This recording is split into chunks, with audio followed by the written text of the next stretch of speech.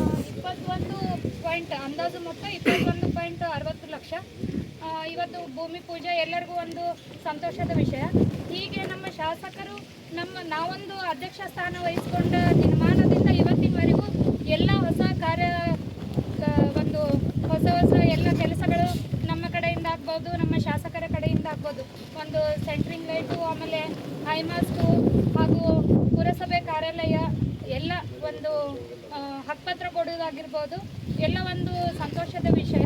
ಇನ್ನೂ ನಮ್ಮ ಎಲ್ಲ ಜನರಿಗೂ ಸ್ಪಂದನೆ ಮಾಡಿ ನಾನು ಮಾಡ್ತೀನಂತ ನಮ್ಮ ಶಾಸಕರು ಇವತ್ತು ಹೇಳ್ಯಾರ. ಅದು ನನ್ನ ಕಡೆಯಿಂದ ಆಗೈತಂದ್ರೆ ನನಗೂ ಒಂದು ಹೆಮ್ಮೆ ವಿಷಯ ಅಂತ ಇವತ್ತು ನಾನು ಹೇಳಕ್ಕೆ ಇಷ್ಟಪಡ್ತೀನಿ. ನಾವೊಂದು ಅಧ್ಯಕ್ಷತೆ ಆದಮೇಲೆ ಎಲ್ಲರೂ ಜನರು ಹೇಳ್ತಾರೆ, ಮೇಡಮ್ ಅವ್ರು ನೀವು ಬಂದ ಮೇಲೆ ಭಾಳ ಕೆಲಸ ಆಗ್ಯಾವ್ರಿ, ಶಾಸಕರು ನಿಮ್ಮ ಮನೆಯವ್ರ ಅದಾರ್ರಿ, ಅದಕ್ಕೆ ನಿಮಗೆ ಭಾಳ ಕೆಲಸ ಕೊಟ್ಟಾರಂತ ಹೇಳ್ತಾರೆ.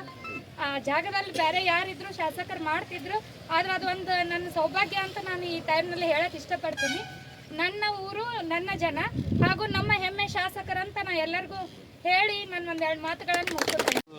1000 ರೂಪಾಯಿಗಳಿಗೆ ಹುನಗುಂದ ಪಟ್ಟಣದ ಬಸ್ ಸ್ಟ್ಯಾಂಡ್ ಪಕ್ಕದಲ್ಲಿರ್ತಕ್ಕಂಥ ಹಿರೇಹಳ್ಳಕ್ಕೆ ತಡೆಗೋಡೆ ನಿರ್ಮಾಣ ಕಾಮಗಾರಿಯನ್ನು ನೆರವೇರಿಸಲಿಕ್ಕೆ ಆಗಮಿಸಿರ್ತಕ್ಕಂಥ ಹುನಗುಂದ ವಿಧಾನಸಭಾ ಕ್ಷೇತ್ರದ ಜನಪ್ರಿಯ ಶಾಸಕರು ಹಾಗೂ ಅಧ್ಯಕ್ಷರು, ಕರ್ನಾಟಕ ವೀರಶೈವ ಲಿಂಗಾಯತ ಅಭಿವೃದ್ಧಿ ನೇಮಿತ ಕರ್ನಾಟಕ ಸರ್ಕಾರ ಬೆಂಗಳೂರು ಆಗಿರ್ತಕ್ಕಂಥ ಜನಪ್ರಿಯ ಶಾಸಕರಾದ ಶ್ರೀಯುತ ವಿಜಯಾನಂದ ಸಾಹೇಬರು ಕಾಶಪ್ಪನವರಲ್ಲಿ ಈ ಕಾರ್ಯಕ್ರಮಕ್ಕೆ ಆಗಮಿಸಿದ್ದಕ್ಕಾಗಿ ಅವರಿಗೆ ತುಂಬು ಹೃದಯದ ಗೌರವಗಳನ್ನು ಈ ಕಾರ್ಯಕ್ರಮದ ಮೂಲಕ ನಾನು ಅರ್ಪಿಸಲು ಬಯಸುತ್ತೇನೆ. ಅದೇ ನನಗೆ ಈಗ ಈ ಒಂದು ಯೋಜನೆ ಬಗ್ಗೆ ಪ್ರಾಸ್ತಾವಿಕವಾಗಿ ಮಾತನಾಡುತ್ತಿದ್ದಾರೆ. ಅದ್ರ ಬಗ್ಗೆ ಸ್ವಲ್ಪ ತಮ್ಮೆಲ್ಲರಿಗೂ ಈ ವಿಷಯ ಏನು ಅನ್ನೋದು ಈ ಯೋಜನೆ ಬಗ್ಗೆ ತಮಗೆ ತಿಳಿಸಲು ಬಯಸುತ್ತೇನೆ. ಏನಿರ್ತಂದ್ರೆ ರಾಜ್ಯದಲ್ಲಿ ನಡೀತಿರ್ತಕ್ಕಂಥ ಅತಿವೃಷ್ಟಿ, ಅನಾವೃಷ್ಟಿಯನ್ನು ತಡೆಗಟ್ಟಲಿಕ್ಕೆ, ಅದರಿಂದ ಉಂಟಾಗ್ತಕ್ಕಂಥ ಸಮಸ್ಯೆಗಳಿಂದ ಪರಿಹಾರಗಳನ್ನು ಕಂಡುಕೊಳ್ಳಲಿಕ್ಕೆ ಸರ್ಕಾರ ಏನು ಮಾಡುತ್ತೆ ಅಂತಂದ್ರೆ NDSMF ಅಂದರೆ ಸ್ಟೇಟ್ ಡಿಸಾಸ್ಟರ್ ಮ್ಯಾನೇಜ್ಮೆಂಟ್ ಫಂಡ್ ಅಂತ ಒಂದಿರ್ತೀರಿ. ಅದರ ಒಳಗೆ ಈ ರೀತಿ ಏನಾಗಿರ್ತಕ್ಕಂಥ ಅತಿವೃಷ್ಟಿಯಿಂದ ಏನಾದರೂ ಅವಘಡಗಳು ಸಂಭವಿಸೋದನ್ನ ತಡೆಗಟ್ಟಲಿಕ್ಕಾಗಿ ಸರ್ಕಾರ ಈ ಒಂದು ಫಂಡ್ ಮಾಡಿ ಅದರೊಳಗೆ ಅವಶ್ಯಕವಾಗಿರ್ತಕ್ಕಂತಹ ಕಾರ್ಯಕ್ರಮಗಳನ್ನು ಕೈಗೊಳ್ತಾ ಬಂದಿರ್ತದೆ. ಅದೇ ರೀತಿಯಾಗಿ ಬಾಗಲಕೋಟೆ ಜಿಲ್ಲೆಯಲ್ಲಿ ಒಟ್ಟು ಈ ವರ್ಷಕ್ಕೆ 617.23 ಲಕ್ಷ ರೂಪಾಯಿಗಳಿಗೆ ಕ್ರಿಯಾ ಯೋಜನೆಯನ್ನು ಮಾನ್ಯ ಜಿಲ್ಲಾಧಿಕಾರಿಗಳು ಅನುಮೋದನೆ ನೀಡಿರ್ತಾರೆ. ಅದಕ್ಕೆ ಸಂಬಂಧಿಸಿದಂತೆ ಹುನಗುಂದ ಮತಕ್ಷೇತ್ರ ವ್ಯಾಪ್ತಿಯಲ್ಲಿ ನಮ್ಮ ಸಾಹೇಬರು ಅಗದಿ ನಮ್ಮ ಹುನಗುಂದ ಪಟ್ಟಣಕ್ಕೆ ಆಗಲಿ, ಇಳಕಲ್ ನಗರಕ್ಕೆ ಆಗಲಿ 2 ಯೋಜನೆಗಳನ್ನು ಇವ್ನು ಮಾಡಲೇಬೇಕು, ಅವಶ್ಯಕತೆ ಅದ ಅಂತ ಹೇಳಿದರು. ಅದರೊಳಗೆ ಒಂದು ಯೋಜನೆ ಏನಪ್ಪ ಅಂತಂದ್ರೆ ಇಲ್ಲಿ ಹಿರೇಹಳ್ಳಕ್ಕೆ ನಮ್ಮ ಊರಾಗ 21,60,000 ರೂಪಾಯಿದ್ದು ಈ ಒಂದು ಯೋಜನೆ. ನೆಕ್ಸ್ಟ್ ಅದೇ ರೀತಿಯಾಗಿ ಇಳಕಲ್ ನಗರದ ಕಂಟಿ ಸರ್ಕಲ್ ಸೇತುವೆಯಿಂದ ಹಿರೇಹಳ್ಳದವರೆಗೆ ತಡೆಗೋಡೆ ನಿರ್ಮಾಣ ಮಾಡೋದು, ಅದು ಕೂಡ ಇಳಕಲ್ ಪಟ್ಟಣದಲ್ಲಿ ಇದೆ. ಅದು 58.40 ಲಕ್ಷ ರೂಪಾಯಿಗಳಿಗೆ ಕ್ರಿಯಾಯೋಜನೆ ಆಗೈತಿ. ಅದು ಕೂಡ ಬರುವ ದಿನಗಳಲ್ಲಿ ಸಾಹೇಬರು ತಮ್ಮ ಅಮೃತ ಹಸ್ತದಿಂದ ಉದ್ಘಾಟನೆ ಮಾಡ್ತಾರೆ ಅಂತ ತಿಳಿಸ್ತೀನಿ.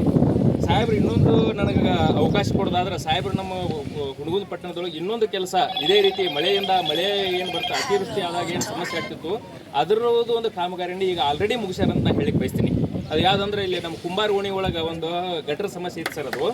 ಅದು ಬಹಳ ದಿನಗಳಿಂದ ನೀರು ಏನಾಗುತ್ತೆ, ಅತಿಯಾಗಿ ಮಳೆ ಆಗೋದ್ರಿಂದ ಆ ಪ್ರದೇಶದೊಳಗೆ ಬಂದು ನೀರೆಲ್ಲ ನಿಂತು ಭಾಳಷ್ಟು ಮನೆಗಳಿಗೆ ನೀರು ಹೋಗೋದು, ಇಂಥ ಎಲ್ಲ ಸಮಸ್ಯೆಗಳಿದ್ದು ಸಾಹೇಬ್ರನ್ನ ಕರೆದು ಬೈದಿಕೇಶನ್ ಇದನ್ನು ಎಷ್ಟೊತ್ತಿದ್ರು ಮಾಡಿಸ್ಬೇಕಂದ್ರು ಸಾಹೇಬ್ರು ಹೇಳಿದ ಪ್ರಕಾರ ಸಾಹೇಬ್ರ ಆಶೀರ್ವಾದದಿಂದ ಕೆಲಸ ಆಗೈತೆ ಅಂತ ಹೇಳಿ ಹೇಳಿ ನಾನು ಮಾತು ಮುಗಿಸ್ತೀನಿ.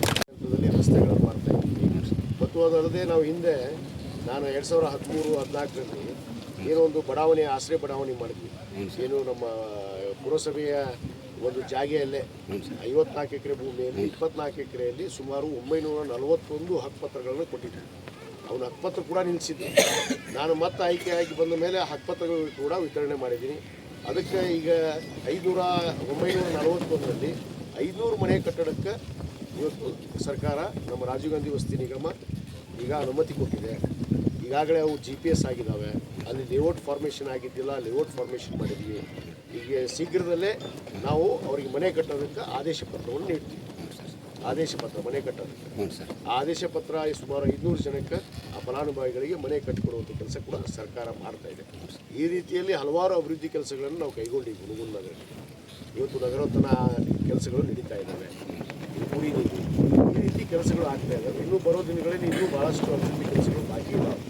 ಕೆಲವಷ್ಟು ಏನೇನು ನಮ್ಮ ಗಮನಕ್ಕೆ ಬಂದಿದೆ, ನಮ್ಮ ಪುರಸಭೆ ಅವರು ಏನು ಗಮನಕ್ಕೆ ಬಂದಿದ್ದಾರೆ ಮತ್ತು ವಿಶೇಷ ಅನುದಾನ ಕೂಡ ನಾವು ತರುವಂಥ ಕೆಲಸ ಮಾಡಿದ್ವಿ. 1 ಕೋಟಿ ರೂಪಾಯಿಯಲ್ಲಿ ನಮ್ಮ ಹುನಗುಂದ ನಗರದಲ್ಲಿ ಏನು ಬೀದಿ ದೀಪಗಳು ಇದ್ದಿದ್ದಿಲ್ಲ, ಆ ಬೀದಿ ದೀಪಗಳನ್ನು ಕಂಬಗಳನ್ನು ಹಾಕಿ ಅಲ್ಲಿ ಬೀದಿ ದೀಪ ಕೊಟ್ಟಿವಿ.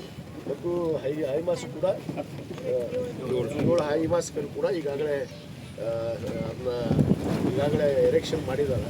ಅವನು ಉದ್ಘಾಟನೆ ಕೂಡ ಮಾಡ್ತಾರೆ. ಮತ್ತು ನಮ್ಮ ಕಚೇರಿ ಪುರಸಭೆ ಕಚೇರಿ ಕೂಡ ಹೊಸ ಕಾರ್ಯಾಲಯ ಕೂಡ ಒಂದು ನಿರ್ಮಾಣ ಆಗಿದೆ, ಅದು ಕೂಡ ಶೀಘ್ರದಲ್ಲೇ ಉದ್ಘಾಟನೆ ಮಾಡ್ತಾರೆ.